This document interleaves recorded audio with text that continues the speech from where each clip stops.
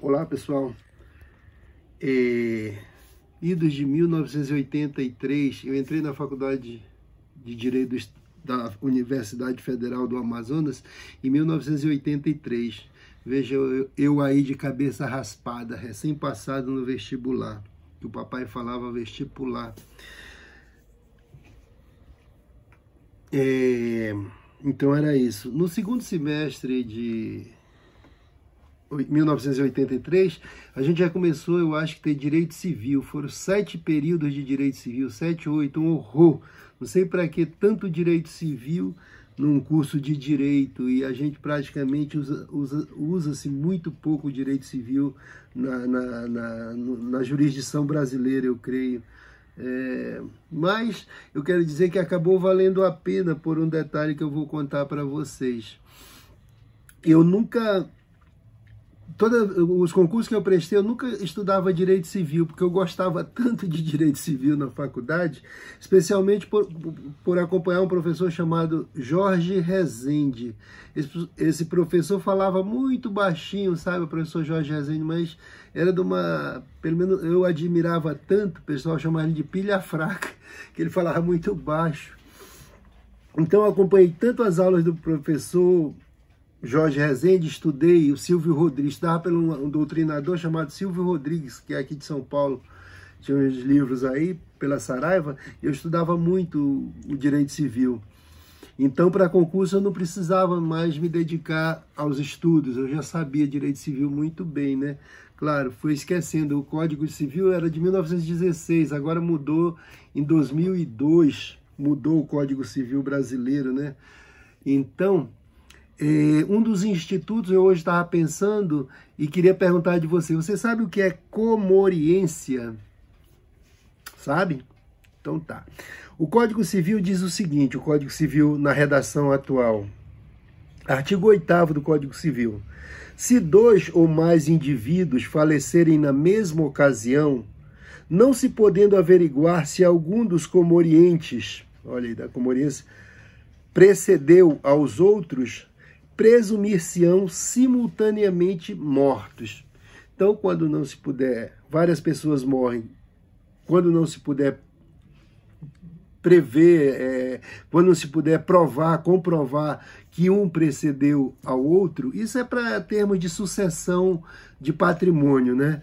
Então, se presume que todos morreram ao mesmo tempo. É a solução do Código Civil brasileiro.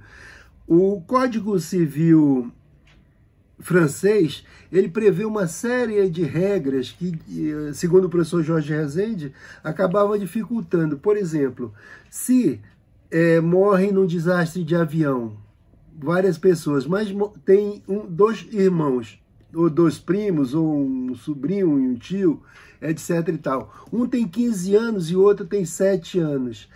O legislador francês diz que presumir-se-á morto, em primeiro lugar, o de 7 anos. O de 15, sendo uma pessoa de 15 e uma de 25, a presunção é que o de 15 tenha morrido antes.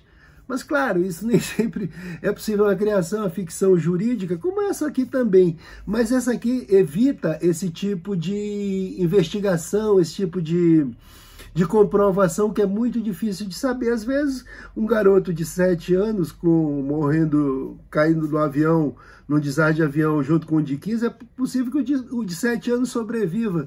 O de 15 tenha batido a cabeça numa pedra e o outro na poltrona do avião e tenha sobrevivido. Então é natural. Então o legislador brasileiro resolveu dizer que se não puder prever, morreu todo mundo ao mesmo tempo. E como é que, às vezes, se presume que no direito brasileiro, o garoto de 7 sobreviveu e o de 15 morreu, por exemplo? Cai o avião, mas aí, quando o avião é encontrado, se percebe que o garoto de 15 anos estava na fuselagem todo...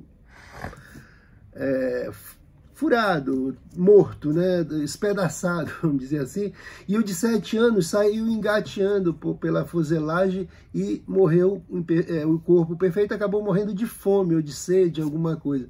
Então o de 7 sobreviveu. Tem várias formas de se provar quando é possível, né, que um precedeu ao outro na morte. E isso, em termos de sucessão, é muito importante, sabe?